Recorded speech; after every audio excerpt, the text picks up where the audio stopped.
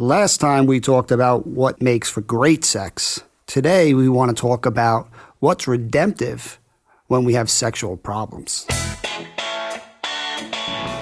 Hey, you're listening to Foreplay Radio for Couples and Sex Therapy, and I'm Laurie Watson, your sex therapist. And I'm George Fowler, your marriage therapist. We want to take a wide lens on sexuality and talking with you about what we've learned as experts in the field on how you bring your body, your mind, and your brain to the sexual experience. We want to expand people's perspective of just talking about sex, that it's not something to be avoided, it's actually something to embrace and to lean into with an openness to be changed by what you hear. So, G, are you like, you don't like talking about fluffy things? You're not good at a cocktail party where you got to do all this small talk? Well, I want to squeeze in as much life as possible in the moments I have, so I tend to want to go deeper into meaningful conversations. You're saying you suffer at cocktail parties. I can suffer. But I could always fall back to talking about sports or something, politics. Politics. That's good. So, that's sports and politics. That's, an easy one to... And how's your team doing this year? We won't get into that. But it is, I guess what I'm looking for is that emotional engagement. So even politics or sports, how could you not have emotions when you're talking about sex? Right. Okay. So we're going to talk about why sexual problems do something for us. What's redemptive about them? There's too much focus on trying to have a sex life free of problems. Like, that's the gold standard. We should never have problems. It should be easy and perfect and spontaneous. And, how boring would that be? Two sexual pursuers fantasize just always being together and always wanting it and it being great all the time. It's a nice fantasy. It's a nice fantasy. Right, but there's so much growth. There's so much. The beauty to me about a sexual problem is if you listen, it's trying to communicate. It's trying to lead us to change and to grow and to do something differently.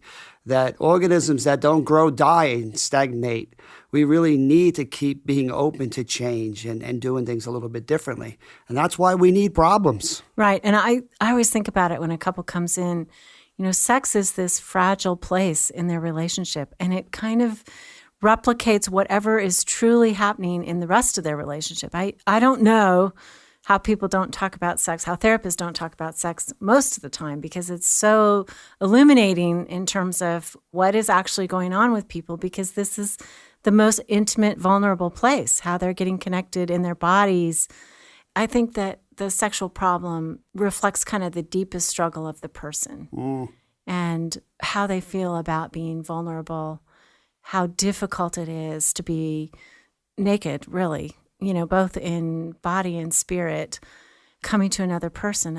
It's working that through is so amazing and gives them such opportunity to deeply be seen and deeply be known. I've been married for a long time, and I still feel like there are breakthroughs that we have with each other in terms of increasingly understanding what sex means to us and what sexual problems mean to us and how my husband told me something the other night, and it was like brand new. What did he say? It's just my curiosity. I can't help myself. You don't have to answer that. Yeah. He was talking about what passion feels like to him.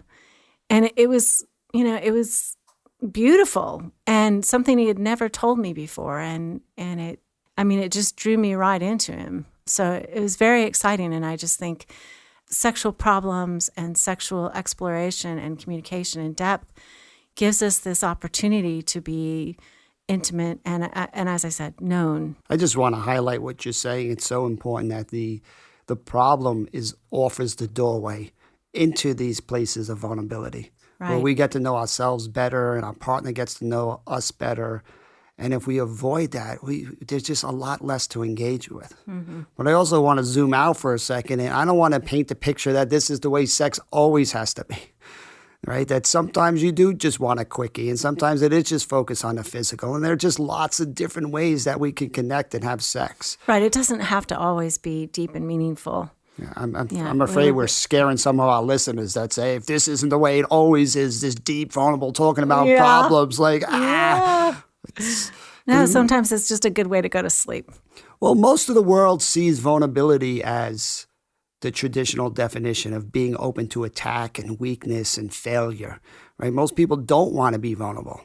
And so we're just trying to expand that definition and say there are sometimes you need to protect yourself from those kind of weak places. But there's also an opportunity in going into those places to really not be alone. And that's all the problem is the signal of your body saying, hey, pay attention. Something's not going right here. I'm afraid. I'm feeling bad. I'm feeling hurt, scared. There's some pain. It's your body trying to embedded in the problem is the solution if you're willing to listen to the information. Yeah, and I think what you said about when we have sexual problems, it's representative of our aloneness. And sex, when it's good, when it's connecting, it is such an effective way to be connected. It is such a deep way. Any kind of sex is connection if you bring your heart and your soul to it.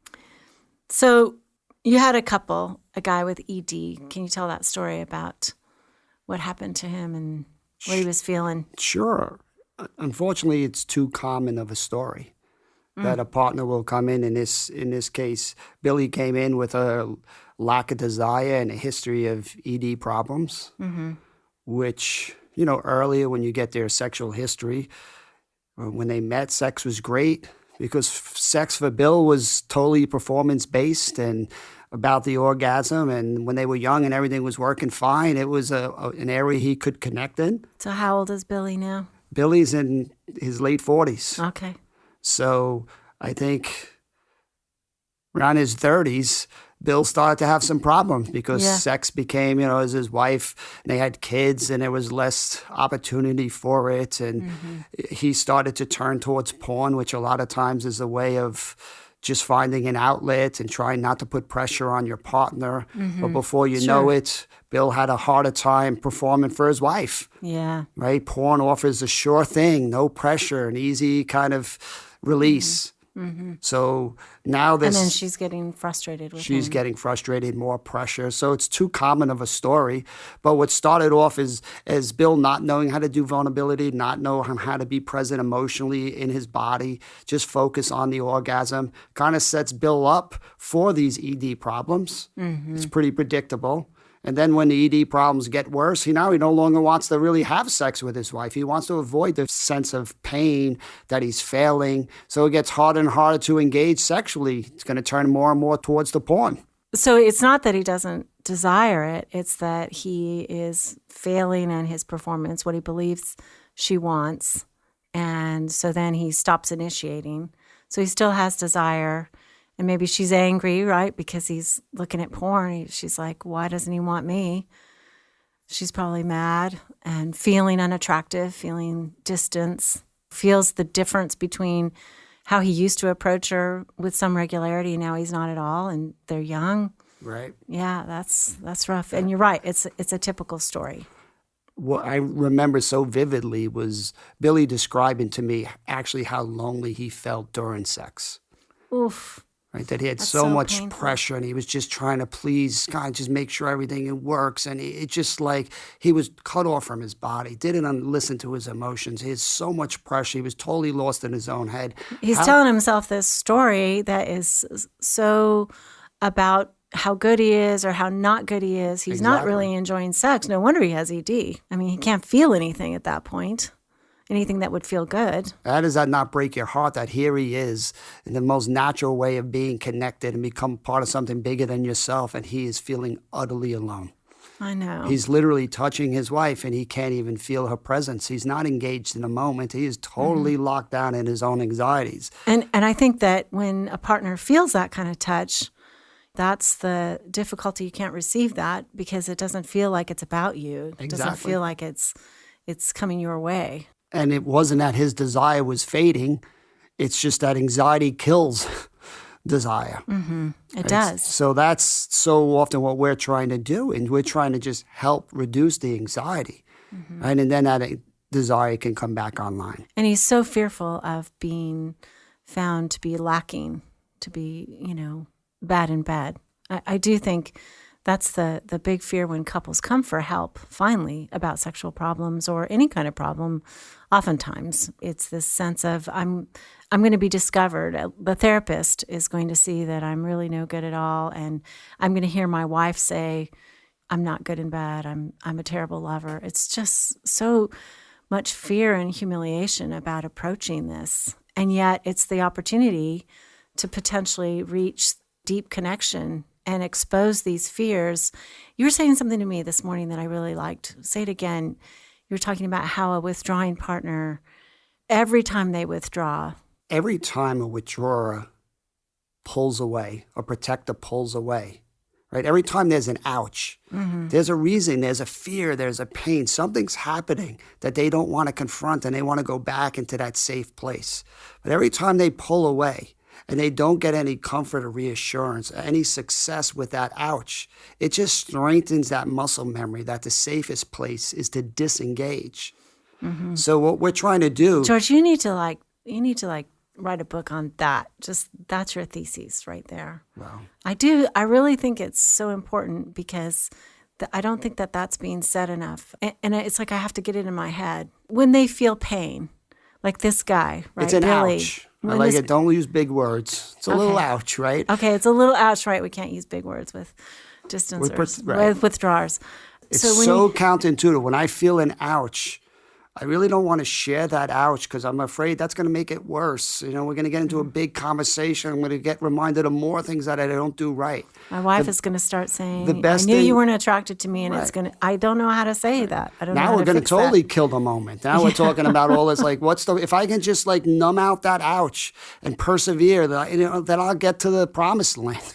Right? And but what most people are not recognizing is to hide that ouch, the cost that it takes to hide that ouch just continues to strengthen that belief, even unconsciously, in those protectors, that the best thing they can do with their ouches or their vulnerabilities is to hide it. Is to go away. So go that's away going from to be their partner. Exactly. That's going to be our critical moment. It's when they're going away. How do we get them to confront it and face it instead of going away? And that's what we're going to cover when we come back from this break.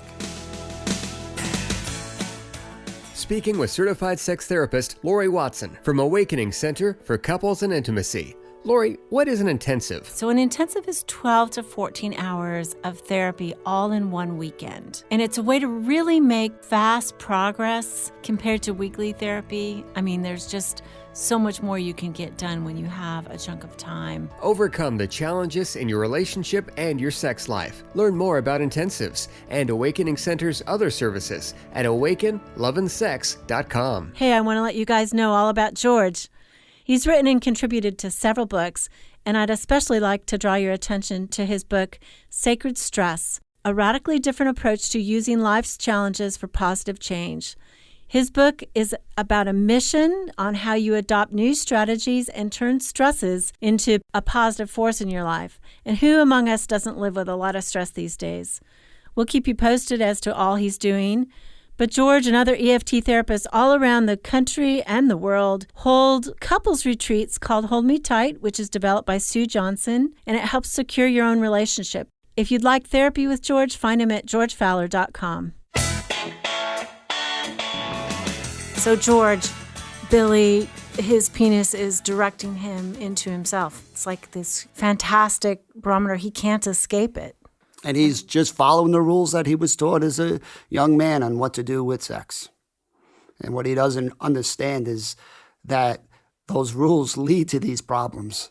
And then he's made to feel blame like it's his fault why he has these problems, when it's like a math equation. It's pretty predictable. Mm-hmm. And so we want him to say what to his wife? Like, I'm maybe risk and be vulnerable and say, I'm aware of, I'm afraid I'm not going to get hard for you and you're going to be mad at me. That's that pivotal moment to get Billy to lean into his fears and listen to the ouch and to share the ouch instead of trying to hide the ouch. It's so counterintuitive. And again, we don't have to get this perfect all the time. It's just a matter of maybe it's after sex or maybe it's during, and we could figure all of that out. But can he say, hey, it's hard for me to be present because I'm afraid that I'm going to let you down? Right? How do you think his wife might respond to that? So I think most women are going to be compassionate about that. They're saying, I just want to be with you. Just us being in bed together is a good thing. I know one guy who I've seen for a while, and he has ED, and she says regularly to him, it's not about your erection. It's really not. And I've heard her say that probably 15 times, and he says, but she would love me more if I had an erection. I'm like, no, she would love you more if you stayed present with her. Get out of your own head and say, it's about you, it's about me. If a woman heard that, that vulnerability is exciting, frankly. Right. I mean, anytime that a man is vulnerable, it's exciting. Well, if you're getting him out of his head, what are you getting him into? Right. When he's out of his head, then his body is clearer, and he can feel again. I think the same thing happens with women. So many women, they hit a plateau, which is a normal stage, actually. She's kind of highly aroused, and suddenly she becomes self-conscious, and she just can't get there. And she starts telling herself, it's not my night, I'm not very good at this. All of that anxiety happens. And she tries to fake it. She tries to keep going. She tries to keep that inside, all her fear of what's happening, rather than just talking about it and letting him comfort her. And I think that withdrawal happens with women as well, especially sexually, when they hit those places or it's not happening for them, they're not getting aroused. All of that brings this fear, especially if you have a partner who expects a performance or expects you to meet them and feel the same thing that they're feeling. If we listen to the signal, the problem, it tells us what we need, the solution. If we avoid it, no risky, no getty. We're not going to get what we're needing in those places. So the signal is telling us we're anxious. If I'm anxious, I need reassurance. I need comfort. If I'm feeling pain, I need comfort. Right? Our body will tell us what we need. We just have to take that risk. And I agree with you. Vast majority of the time, the partner not only wants it, feels so much more connected when their partner takes the risk, because it empowers them to be the superhero of the story. Yes. They get to love their partner in their brokenness, in their fears, where they need it the most, not just when they're getting it right. That's easy love. It's easy to love your partner when everything's perfect, but it's actually when the problems start to happen that we need it the most. Right? So that's when you can see in these dark places, people show up for each other. Their love becomes battle tested. I mean, it's amazing what that can do to solidify the intimacy in a couple. And once they feel that, it's almost like you can almost sense their blood pressure coming down in a good way. And their bodies sync up, when they feel that comfort from their partner. Yeah. Right. And that's why that syncing up is the entranceway into seduction and into flow for sex. It's amazing what can happen when pressure and fear is reduced. So even though you get some reassurance and now your wife is hugging you and you're just feeling kind of wanted in these places where you don't even like yourself, once the healing starts to happen, it's amazing how the arousal can start coming up again. Right. So that's exactly what happened with Billy. Right? He's so ashamed. He's waiting to feel rejected. And when his wife's able to say, I have some of the same fears. It's okay to feel that way. I love you either way. If we can't, we can just, that reassurance from his wife gets Billy back into his body. When he's feeling her hug and he starts to feel her caressing his back, all of a sudden his body starts saying, that's interesting. I never even noticed those things. I didn't even know I had a back. That's right. And then all of a sudden, what do you think starts to happen for Billy? I didn't know I had toes. That's right. Yeah, that's beautiful. We're treating so many of these problems with medicine, and that can be helpful. But the root of this, the Irish have a great saying, everybody focuses on the drinking and not the thirst. Right? How do we get these people who are not in their bodies and avoiding themselves to actually start to experience success in their bodies? That's the best way to get arousal and desire turned back on. And the only way we're going to do that is if we have the courage to face those problems and see the opportunity in them. Like that. Human sex is so complex that if we didn't have problems, if we didn't have anything to work out, if we could just be like bunnies that would be one thing. But this gives us an opportunity to have a richer, fuller experience of each other that wouldn't be possible if we didn't have different arousal patterns, if we didn't have sexual problems, and if it all works smoothly. I mean, fantastic, and it is fantastic when that happens. But this opportunity of the problem makes us know each other better, gives us that chance to resolve things that might not have been resolved before. Like, I think couples, one particular case that comes in a lot is the couple who seems to be kind of placid. They are often best friends, but they have so much trouble in the bedroom. They can't get started. They can't get aroused. They can't find each other because there's kind of not enough flint and spark, Yes. flint and steel. There's nothing there. And so that is the opportunity where they start to realize, oh, I have to be open. I have to tell my partner something controversial. I have to say, I prefer this kind of touch, or something that is really scary for them because they're so afraid they'll hurt their partner, or they're so afraid that that kind of risk will make their partner go away. Or, they've never had that in their relationship because they're trying so hard to be nice to each other. They're trying so hard to get along. And it turns out that we actually have to have problems in order to make it be good sex. We have to face those things. We have to face our differences in the bedroom. We have to be open about things we like and don't like. And that's so scary. But this is the opportunity for them, particularly this type of couple who is the best friend, no sex kind of relationship, to have a much deeper relationship with each other. It's so touching what they're trying to do. They're willing to sacrifice themselves because they don't want to hurt their partner. It's so loving. But what they're not recognizing, the cost of that protection is the numbness. It's the distance. It's the lower levels of engagement. It's not being able to know them. Right. We can't know each other if we don't have any differences, we just make nice all the time. And people try to do that. They particularly, I think, try to do that in the beginning of a relationship. They struggle with their differences. And one of the most helpful things for me in my graduate program, I remember some of the work by Ed Tronick, and he's looking at interactions in relationships. And he says there are basically 3 states. There's a state of connection when we're in this attunement, synchrony, positive affect that feels amazing. Mm-hmm. You just can't live in that place. Mm-hmm. Eventually, something comes along that breaks that connection.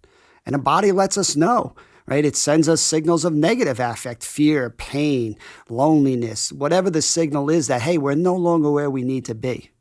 The key is that third one. It's that ability to repair. How do you get from this disconnection back into that place of connection? To repair, you have to listen to the problem.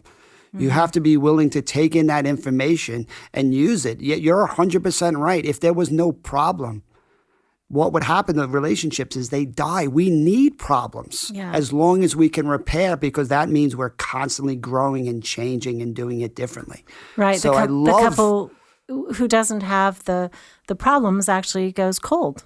Exactly. Right? There's no heat between them that is compelling between them. If we can help change our listeners' relationships to problems, to start seeing the opportunity to embrace them instead of seeing them as evidence that, you're failing or you're doing something bad. No, this is an inevitable part of the process. Mm-hmm. The more that you lean into it and say, all right, here it is. Let's listen to what's happening. It's just going to give you so much more to engage with and increase the passion in your relationship.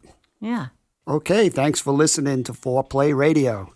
This week, we tried to really highlight the importance of seeing the opportunity in problems. Next week, we're going to go a little bit deeper into more severe problems. We're going to talk a lot about trauma and how that impacts relationships. Hi, Foreplay fam. The biggest support you can give us is sharing our podcast with a friend. You can find us also on socials, Twitter, Facebook, and Instagram, and we'd love your questions and feedback and really do use these to guide our show. We'd also love it if you'd rate and review us. If you're interested in learning more about us and our mission, look us up on our hot new website, foreplayRadiosextherapy.com. Call in your questions to the Foreplay question voicemail. Dial 833-MY-4PLAY. That's 833-4-PLAY. And we'll use the questions for our mailbag episodes. All content is for entertainment purposes only and should not be considered as a substitute for therapy by a licensed clinician or as medical advice from a doctor.